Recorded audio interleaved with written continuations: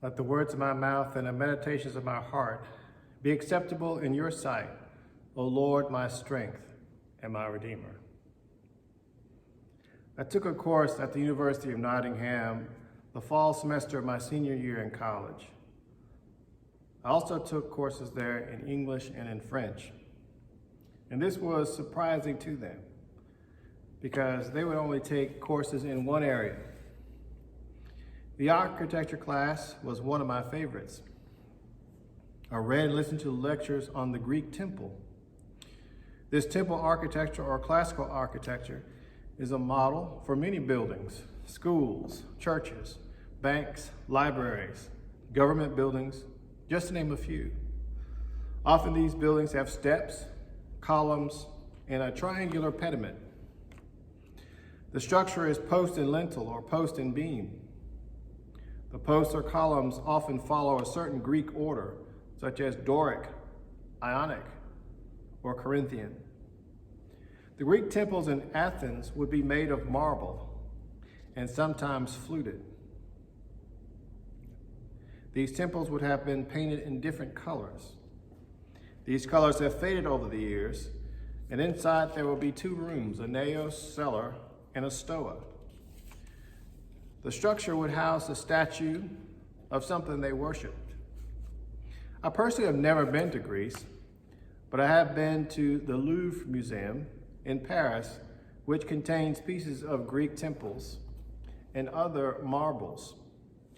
Some of the oldest examples of architecture is found in Egypt, and some argue that the Greeks incorporated some of this from the Egyptians. In the Old Testament reading for today, God led his people out of Egypt, where they were slaves, into the wilderness.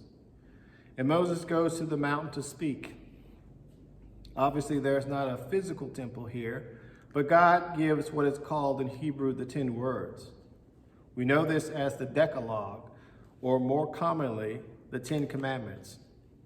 This Mosaic law is absolute law rather than case law. Case law is conditional and has a characteristic pattern that if you do this, then that will be the legal consequence.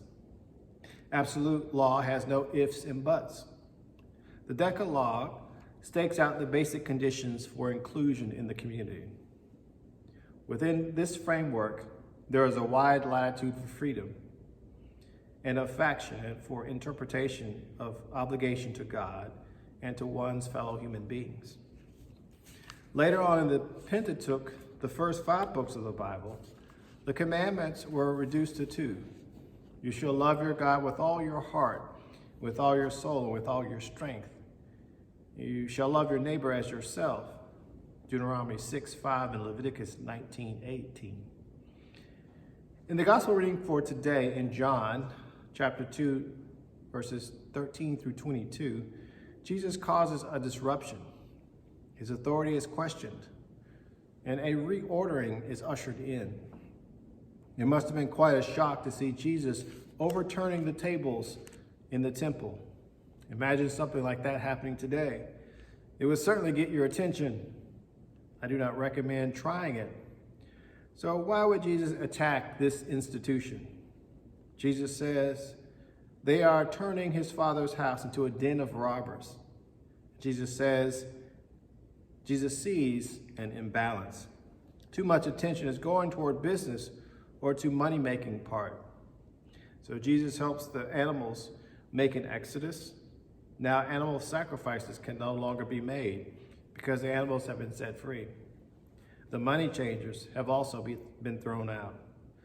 They are all only interested in making money. So then Jesus' authority is questioned.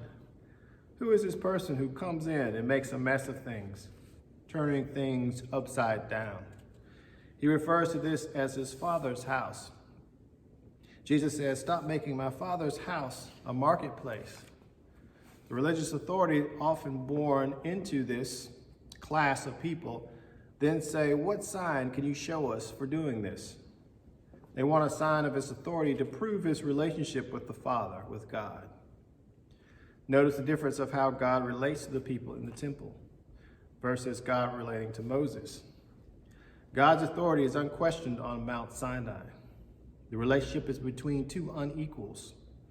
It is a sovereign vassal type relationship. God is sovereign and his people are lower and literally down the mountain.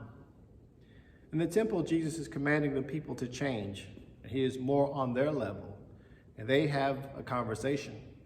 Jesus tells them, destroy this temple, and in 3 days I will raise it up. To them, 3 days seems impossible because it took 46 years to build. A reordering is ushered in.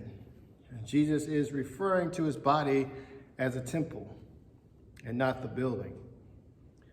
Through death, Jesus will overcome death. And on the third day, he rose again. In Exodus, God reorders his people with the 10 Commandments. He provides a framework for them to work with. However, the Torah or the law is fulfilled with Jesus. We then are justified not by the law, but by faith in Jesus. The application for us today is to love God and neighbor. Most of us know this. Also, the business of the church is God's business. We need to be careful about focusing too much on the business side. Some will say church is a business, but Jesus cautions us in making it a marketplace with money changers.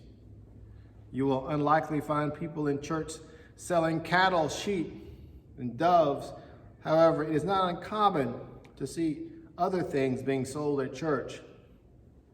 I think if the focus is only on the business side and greed, that's where we run into real trouble. The money from the money changers was likely not used for the right reasons, to help a community, but for selfish reasons. I think Jesus saw this. The coins caused them to lose their focus on loving God and neighbor. They began to idolize the money. Let us not make idols out of money, but use it in the right way to help the community. It is so easy to get caught up in the business of the church rather than the spirituality of it. We give thanks for the ordering of the 10 Commandments. We give thanks for Jesus, who turns our lives upside down sometimes to get our attention. Not to make a mess, but to clean, and to help us focus on him and the love of our neighbor. And to remember our bodies are a temple. And for this we say, thanks be to God.